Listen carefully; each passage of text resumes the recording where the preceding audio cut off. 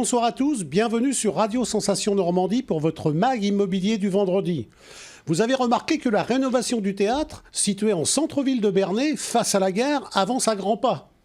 Il a pris le nom Édith Piaf après la mort de la célèbre chanteuse, parolière et actrice française, qui a vécu à Bernay chez ses grands-parents paternels quelques années de son enfance, de 1917 à 1922.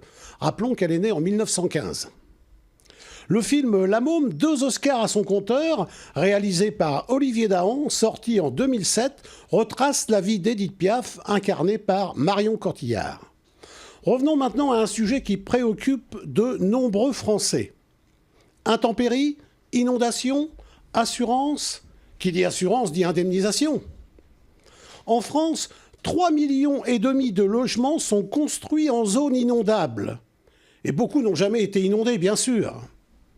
Rappelons qu'en France également, il y a environ 36-37 millions de logements, ce qui représente quand même 10% en zone inondable. Pour répondre à ces interrogations, 2 professionnels pour m'accompagner dans cette émission. Fabrice Allais, agent d'assurance à Bernay, bonsoir. Bonjour. Jacques Cernet, agent immobilier à Bernay, bonsoir. Bonsoir. Alors ma première question sera pour vous, notre assureur. Est-ce qu'on est assuré pour ces risques d'inondation? Parce que je crois qu'on avait fait une émission où l'assurance n'était pas obligatoire. Alors l'assurance inondation, est-ce obligatoire? Alors obligatoire, à partir du moment où vous êtes assuré pour une multirisque habitation, vous avez systématiquement cette garantie inondation. Donc elle va être dans la garantie de base en catastrophe naturelle. Alors c'est là où est la nuance. La catastrophe naturelle, il faut qu'il y ait ce décret de catastrophe naturelle qui soit promulgué de façon à ce que tout le monde puisse être indemnisé. À côté de ça, vous avez la plupart des contrats d'assurance dans les compagnies sérieuses ont cette couverture en base, la garantie inondation, longue dans les garanties de base. Si c'est pas... Alors, qui décrète que c'est que c'est déclaré... catastrophe naturelle. Catastrophe naturelle. Alors, c'est qui décrète ça? Alors, d'abord, à la base, il faut systématiquement quand même qu'il y ait plusieurs personnes qui soient touchées dans la même commune. Et la demande commence par être faite par la mairie. Et après, ça monte jusqu'au ministère qui va finir par effectivement faire une promulgation. Ça peut être très très long dans certains cas. Dans les cas très importants comme ceux que nous venons de vivre, ça va assez rapidement, mais sinon parfois ça peut aller jusqu'à 6-8 mois avant d'avoir une déclaration. L'assureur n'a rien à voir là-dedans? Du tout. Très bien. Quand vous avez un acquéreur, Jacques, est-ce que ce sont des questions qui vous sont posées quand on vous donne les critères, je veux une maison proche de la rivière parce que j'adore la pêche.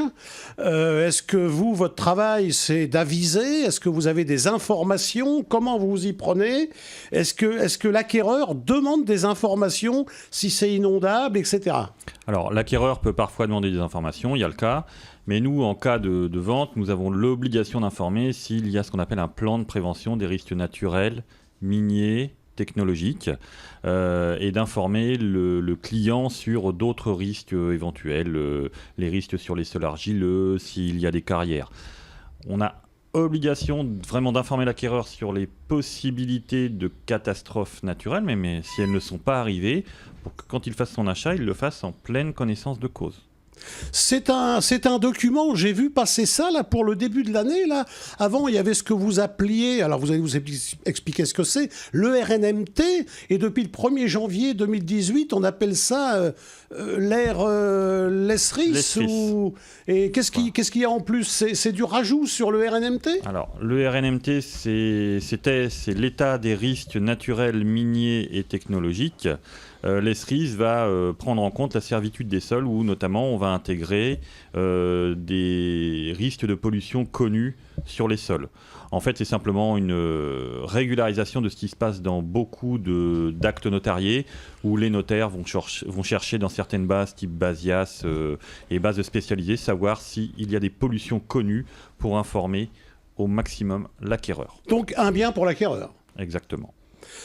Fabrice, revenons à notre contrat d'assurance. Alors, comment allez-vous indemniser votre assuré si ce n'est pas déclaré en catastrophe naturelle? À quoi puis-je avoir droit Comment vais-je fournir vous avez un assuré qui a l'armoire de l'arrière-grand-mère, l'armoire de mariage de l'arrière-grand-mère. Ça va être difficile de fournir une facture. Des choses comme ça, ou la télé qui a 10 ans, ou vétusté, pas vétusté, comment vous... Alors l'avantage en dégâts des eaux ou en catastrophe naturelle, on va toujours avoir quand même l'objet qui reste la plupart du temps, donc il est quand même beaucoup plus simple d'expertiser quand on a encore l'élément où il y a les dommages, puisque là, c'est pas comme dans le cadre d'un incendie, on peut plus expertiser du tout. Donc là, on se sert assez régulièrement quand même de photos, si les gens peuvent avoir des photos, des images. Aujourd'hui, les gens filment beaucoup avec leur téléphone portable. Assez rapidement, on arrive à trouver des images du bien, ce qui permet quand même de pouvoir indemniser. Ça se passe généralement très très bien. Il y a des experts qui sont spécialisés dans ce domaine-là. Et là, il n'y a pas de souci. Alors, vous parliez de l'armoire normande. L'armoire normande, c'est toujours un peu compliqué parce qu'aujourd'hui, malheureusement, ça vaut plus grand-chose la plupart du temps, puisque c'est la valeur de revente du bien. Et aujourd'hui, les armoires normandes ne sont pas très très faciles à vendre. Par contre, si vous avez un bien, une télé, que vous avez acheté il y a quelques mois ou voire quelques années, on repart toujours sur l'équivalent au jour du sinistre. La plupart du temps sans vétusté pendant les 10 premières années. C'est le cas dans la plupart des compagnies d'assurance aujourd'hui. Donc vétusté forcément, en fonction du nombre d'années de détention. Alors voilà, pour tout ce qui va être électroménager, donc, il existe des clauses qui sont ce rachat de vétusté qui permet de partir sur une valeur à neuf dans une limite dans le temps d'une dizaine d'années. Mais bon, aujourd'hui, une télé qui a fait 10 ans, c'est déjà pas mal. C'est assez rare d'ailleurs. Par contre, pour tout ce qui est mobilier, c'est de la vétusté déduite. Il y a une différence de remboursement entre classé en catastrophe naturelle et non classé en catastrophe naturelle ? Alors, oui et non. Oui, dans le sens où, effectivement, il y a une différence, c'est que certains dommages, qui sont les dommages indirects, ne sont pas pris en compte dans le cadre des catastrophes naturelles. Mais une fois de plus, si vous avez un contrat d'assurance, un bon contrat d'assurance de base, il va le couvrir dans le cadre de la garantie inondation. Donc il va couvrir, alors je pense particulièrement à des professionnels qui peuvent avoir une perte d'exploitation, c'est-à-dire si suite au sinistre ils sont obligés de rester fermés pendant une quinzaine de jours pour un boulanger ou voilà, qui ne puisse plus faire sa production, dans ces cas-là il va y avoir la perte d'exploitation qui va être prévue dans sa garantie de base. Par contre, dans le cas d'une catastrophe naturelle, n'est pas prévu justement tous les dommages indirects, uniquement le dommage direct, c'est-à-dire son four, on va lui indemniser son four, mais par contre, sa perte de chiffre d'affaires pendant 15 jours, là, dans ces cas-là, n'est pas prévu dans le cadre uniquement de la garantie catastrophe naturelle. Jacques, vous avez signé un compromis de vente avec un acquéreur. Pendant ce délai de compromis de vente, il y a une inondation, 1 mètre d'eau dans le sous-sol ou dans la cuisine, s'il n'y a pas de sous-sol. Est-ce que c'est possible d'annuler la vente ? Alors, il faudrait qu'on puisse faire passer ça en vice caché, c'est-à-dire notamment par rapport à un vice caché ou défaut de conseil, par un manque d'information par rapport à la zone. Si c'est une inondation ponctuelle, que ça n'est jamais arrivé, que ça n'a jamais été recensé, malheureusement, il y a des dégâts dans la maison, mais on ne pourra pas faire annuler la vente. Si par contre, il est prouvé que c'est un problème récurrent, qu'il y a eu plusieurs inondations et que l'acquéreur n'en a pas été informé, à ce moment-là, on peut remettre en cause la vente parce que c'est un élément, important qui remet en cause la destination du bien. Ça remet en cause la destination du bien. Une maison qui a été inondée, elle a la même valeur marchande que une maison, même si elle a été inondée une fois. On va prendre le cas, il y a eu des inondations en 2016, si je ne dis pas de bêtises. Et demain, vous la vendez. Vous allez aviser votre acquéreur, bien évidemment, qu'elle a été inondée. Oui. Est-ce qu'il y a une décote à la vente ? Alors, je vais vous faire une réponse de Normand, oui et non. Ça va dépendre des dégâts qui ont causé l'inondation et des réparations qui ont été faites. Il y a des maisons qui sont fragilisées par les inondations, effectivement on a forcément une décote.